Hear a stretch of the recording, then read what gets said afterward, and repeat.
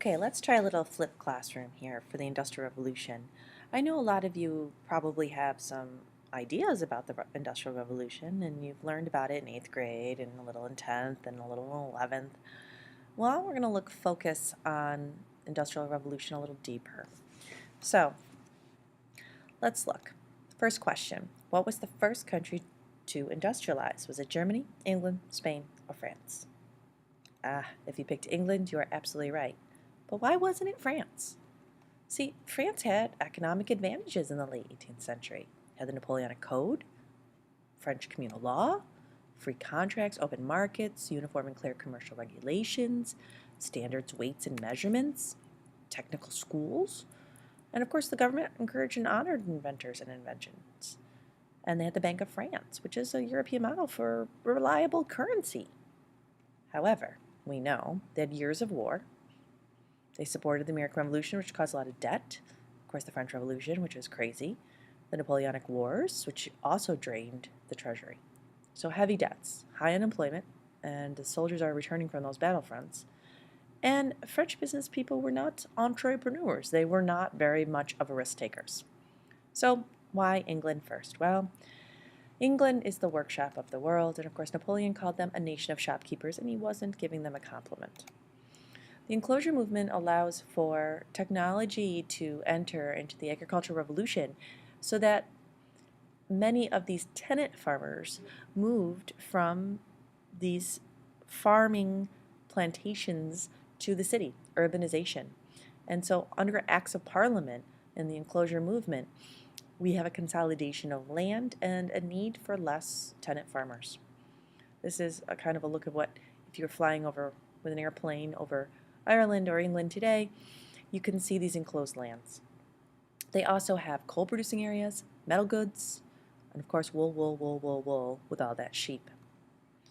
Here's the canal system, which was very important in our country as well. And then we have, more powerful than water is coal, more powerful than wood is iron. And innovations make this steel feasible. Get this puddling of mixture of different types of iron ore in pig iron, nothing to do with pigs, and hot blast, cheaper and purer steel, and then the Bessemer process, which makes strong, flexible steel from Henry Bessemer's invention, and he is an American. We have coal fields in industrial areas, of course, and these coal mines become very important, and Wales also becomes an important area for that. So we see coal mining increase from 1800 to 1914, and by 1914, we have 1.2 million miners and 250 million tons of coal. Here's a picture of some young coal miners. Think about how young they are. Child labor in these very enclosed mines. British production of pig iron goes up by the 1870s. We have 4 million. And Richard Arkwright is the pioneer of the factory system. You can see him pictured there in all his glory and the water frame. Factory production concentrates production in one place. It puts the materials and the labor together. And of course, they're located near power sources. And they do require a lot of capital investment, more than skilled labor. And only 10% of English industry was going on in the 1850s. So you can see that by 1830 to 1850, we have 150,000 workers to 1 million workers in the textile factory. Here's just a picture of the factory system, rigid schedules, not like the agricultural system where it's seasonal. This is bell to bell, kind of like school. 12 to 14, maybe 16-hour day, depending if the clocks were broken. Very dangerous conditions, of course. And mind-numbing monotony, and horrible conditions.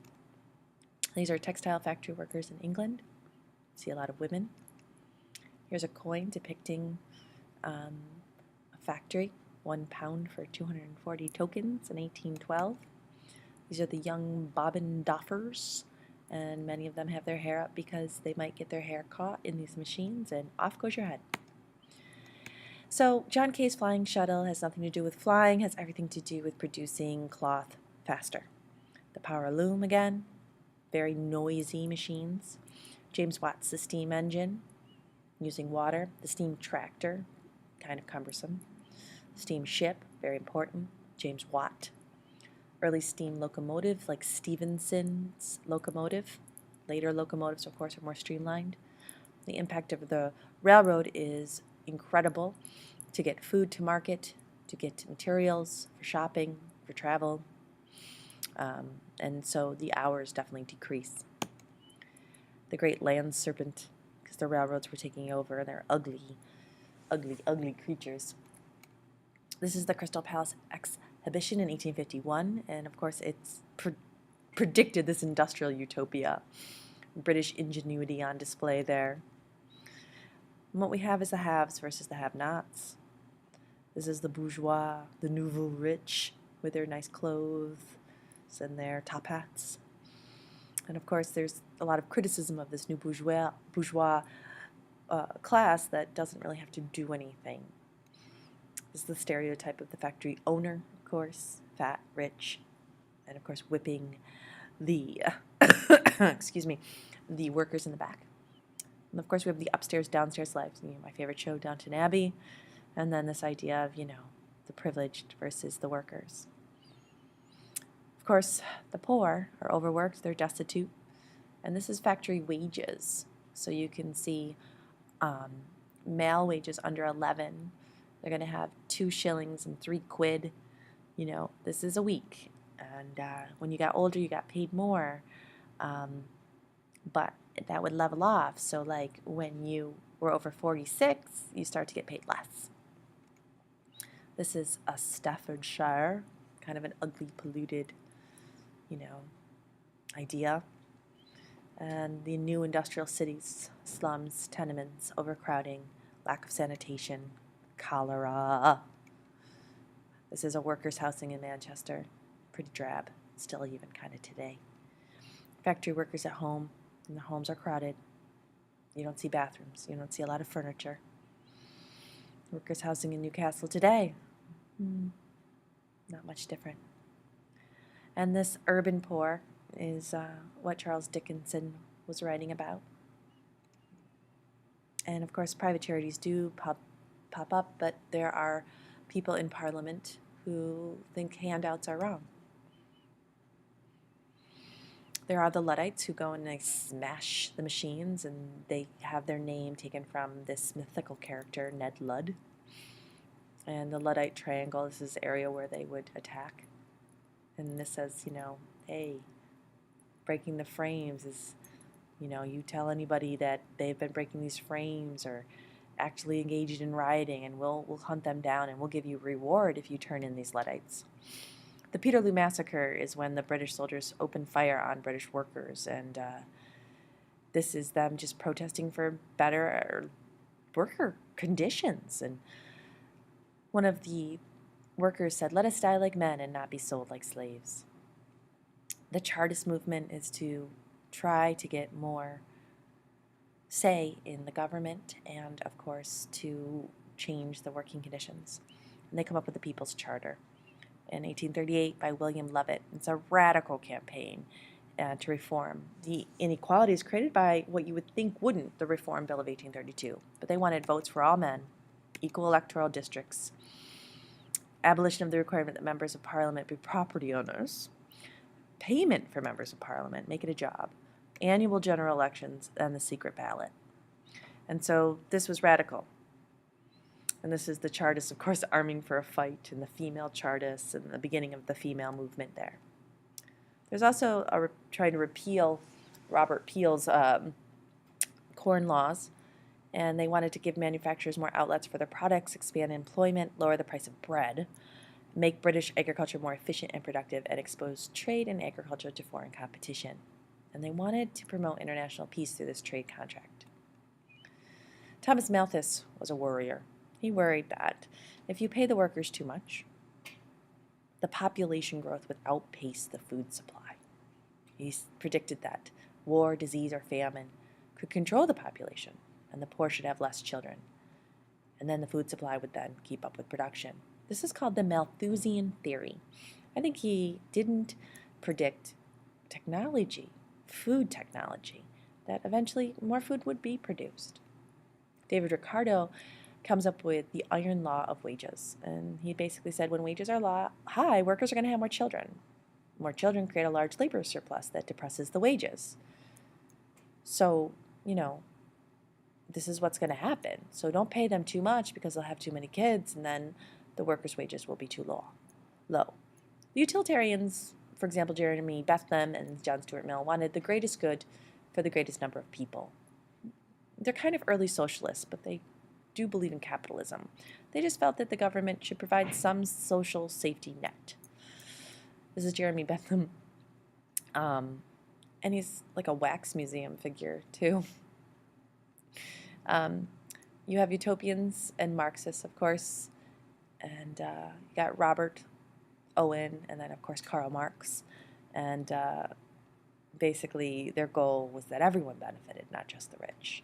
And these become utopian ideas that we know try to come about in places like Russia later. British government response to these issues is interesting. They abolish slavery in the colonies, and they raise wages in Britain.